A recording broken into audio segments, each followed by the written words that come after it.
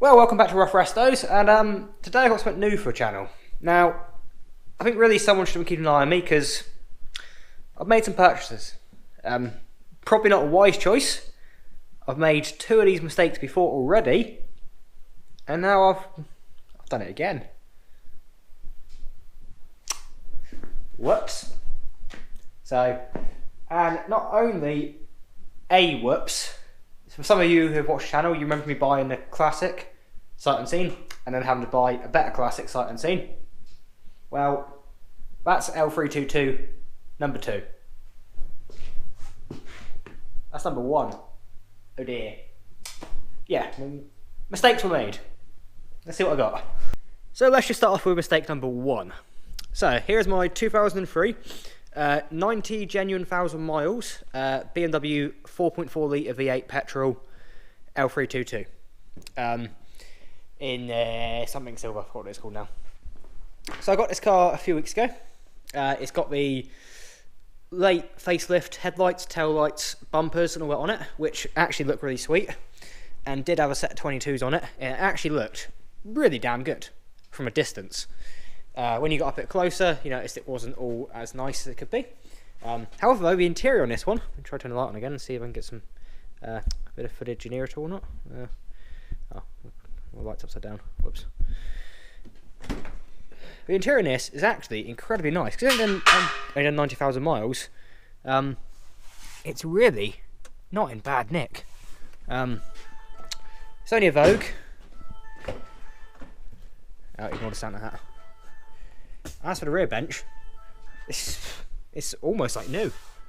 It's really good and heated, and all the heating works. Front heated seats work, rear heated seats work. All the electric adjustments on the seat works. Sunroof works. So that's all good. But that's kind of where the working stops on this one. So I have already recorded videos on this, but as you find out in a minute, I had to I'm not going to bother posting them because it's pointless. So my last video, I done an introduction to this car and a how-to on the gearbox. So I've serviced the gearbox. I've done the sump in it, the filter, and new fluid and treatment because I had a couple issues with the gearbox. So I done that to solve it. Then I had a split brake line, so I done that. And then I was back to service it and I found more rot. Now, this thing's a bit rusty. Needs a new rear subframe, needs the front subframe welding, and just needs the general Range Rover treatment really. But considering I didn't want a project car, I needed a daily at the time because I sold the BMW now. Yeah, I should have looked harder really, which is a shame because I do love this thing. It's really nice and tidy. Genuine 90,000 miles. MOT history on it's perfect, which is really annoying part because it can't be perfect. There's no way. Not with what I found on it, MOT wise, it should not have ever gone through an MOT. Which is, yeah, rather disappointing. So I've got to work out on doing this yet. I think I'm going to keep some of the parts off it. I might strip it, I might put some normal-ish parts back on it, sell it on, obviously genuinely, not one of them people. And take a big hit on it or something. I'm not sure yet, but I've got to do something with this one. I could do doing something with it soon because I don't want a project. And that's where this one here come in. So this was last week's purchase. So after the two classics and my nice Turbo Technics one down there, I had the Range Rover bug. So again, I had to get another Range Rover, didn't I? Now, I heard people raving about TDV8, so I've got a TDV8. This big, beautiful beast. Now, the ones that know about L322's will notice this is also not standard. So this is a 2007 Vogue SE. It's got 22-inch wheels in it, which I put on there, which actually come on that one. And these here have got overfinch wheels, which come on that TDV8 when I got it. So they're 20-inch overfinch wheels, whereas these are 22-inch Winchester style wheels, but not genuine because I think they only come in 20s. It's got the 10 plus facelift headlights in it. And I think the grille might be also, no, I think the grille is also part of the styling pack or the autobiography. So the bumper, the grille is all the autobiography sort of styling pack setup. The chrome sidebars, which is my preference. Facelift rear lights. I'm pretty sure the bumpers on these, I'm not sure they facelift the rear bumper, so that's just a bumper. And it's also had a exhaust upgrade at some point by some kind of ram replace, apparently. Which does sound pretty good. It's like a V8, but also a diesel, which is kind of nice. So this one's interior is also really nice. It's got a lot more mod cons than that one's got, being a Vogue SE and being newer. It's got the Harman Kardon Logic 7 audio system, which is absolutely insane. The slightly newer sat nav. Excuse me, the parts in it. Again, it's got rear heated seats and front heated seats, front cooled seats, rear entertainment, wireless headphones. Obviously rear climate, dual climate in the front. This one's got the wood trim, which I do quite like, the piano black trim in the other one. What else has it got? And just see, it's got weird terrain modes and all that stuff, which I'm not sure they entirely work yet. They do things, but I'm not sure what they do or how to use them properly yet. But as you might be able to tell from the video, I might not, it's a bit of a state. So yeah, it had kids in it before. They haven't cleaned it or looked after it inside. Mechanically, it's got a lot of history of it. So it's done 186,000 miles, so it's a high miler, but it's got a lot of history. So that's hopeful. And it's a lot less rotten than that one is. So that's also a bonus. So we've got it on it.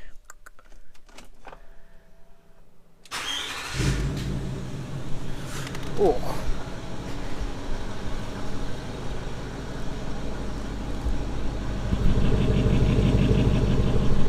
So it sounds like a V8, but also a diesel.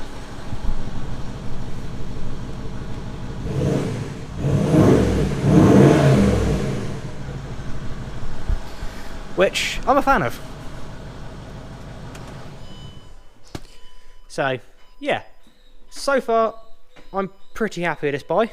I haven't looked into it properly yet. Brakes on this one are all good. It's got drilled and grooved discs on the back, are pretty new. Front drilled and grooved discs to complement the Brembo 4-pot calipers that come on these. But it needs a lot of tidying up. So the bodywork needs some damn good polishing. Look at all the scratches and stuff on it. Missing mud flaps, so I've got a new set of them in the back. We've got some damage to the rear bumper here. Needs to be fixed. And we've got a bit of rust on this one. So we've got back here, obviously behind this, a little bit in the arch here, and then a little bit starting down here. So I need to tackle this at the weekend, but it's not rotten, it's just rusty. And they are very common to go there, so it's nothing unusual at all. But I want to get on top of it. I don't want to be messing around with rust in the future. I want it to be a sound, good car. So whilst it still appears to be sounding good, I'm going to treat it like it. So it is getting tomorrow, it is getting rust treatment, it's getting POR 15, it's getting paint, so in the back here somewhere. Should be in here, should be 2.5 litres of neat base coat, so plenty more than I need. And I'll be painting up that bumper, moving it over to this one. I'll be painting that rear bumper. I'll be painting up the rear quarter here. I'm not sure how I'm going to do it yet. It might be easier, to be fair, rather than try to blend that in, just to paint the whole quarter. It's so small. That's probably where it's, yeah, I'm probably going to paint the rear quarter. By the time I've tried to blend this in and work it out, I might as well paint the whole thing. Handles, they're getting painted again, because they've all the paint's coming off them. Get them tied, just make it nice really. Oh, they might polish out, we'll see. But, it might be a high miler, but it does deserve to look pretty. So, big plans for this one currently. I want it to be a nice, reliable, sort of semi-daily. I don't do many miles, but it's got to look pretty. It's already been remapped by me as well. I got it done. I didn't want to get it done yet, but I was offered a special discount on, so it's been remapped and the gearbox has been mapped. But I'm expecting still a lot of issues with this car, but hopefully nowhere near as many as that one chucked at me. Well, it didn't chuck many issues at me, but I just don't want to deal with the rust. I haven't got time for it at the minute, which is a shame because that 90,000 miles, you know, interior is really nice on it, and it did look beautiful with L322's on it. Really, really nice. So, but I've got to do something about it. I can't have two kicking around. Not made of money. So, yeah, this is what's now going to be on the channel as well. And annoyingly, I've got to get that one prepped and made nice as a daily, sort of ideally this weekend as much as possible. So I don't want to be doing much after that, because after that, obviously, I am dying, and actually I'm now starting to run out of time. I'm not sure what you can see here, to be fair, because the lights aren't on. Not much. The Golf needs finishing. So that needs a spray job, interior build on it. Capri, she's not getting touched much at all for now. It just works. And obviously, ultimately, once I've got the Golf done, once I've got these Range Rovers good, the other four-wheel drive love of my life needs some attention. This beast. My 3.9 V8 Turbo Technics Classic. Owned by Land Rover, and then owned and converted by Turbo Technics South, and used to tow their race cars to a racetrack back in the day. So that is obviously what needs to be built, but that's going to be not till the end of the year I can start that, really. But yeah, that's pretty much it. So there's some mistakes I made already. I already actually started to make some reverse lights for this one as a trial. Obviously I'm not going to finish on this one now, but on the TDV8 I have got big plans. So sitting here in a packet we have genuine Cree cob LEDs. So I've got some ideas for them, voltage converters, all sorts. So, oh, and look, I was that invested into getting the that one all done up and serviced up. I'd done the gearbox, I treated all that, I had oil additive to go in it, injector cleaner to go in it, I had new filters and they're going to fully service it up. It was getting the works. New rocker cover gaskets just because, and yeah, it's a shame. I don't know. I want to fix it and have it good, but I haven't got the time. So yeah, it's a shame. So hopefully a bit less time invested into this one, and this is also newer, better spec, diesel, so I'm getting a bit better fuel economy. It's just over twice the mileage. So yeah, I think I've rambled on for enough now. If you're as stupid as I am and want to follow the madness, then want to subscribe to the channel. There's going to be some updates on this shortly, hopefully. I've still got videos to go out on the Mark 1 Golf and the Mark 2 Golf builds as well. And I got my work cut out on this, so this weekend's going to be a busy one. But by the end of the weekend, I'm hoping this is going to be a completely different car. Well, at least in appearance, anyway. So, yeah. Thank you for watching, and with any luck, I'll see you again next time. Cheers!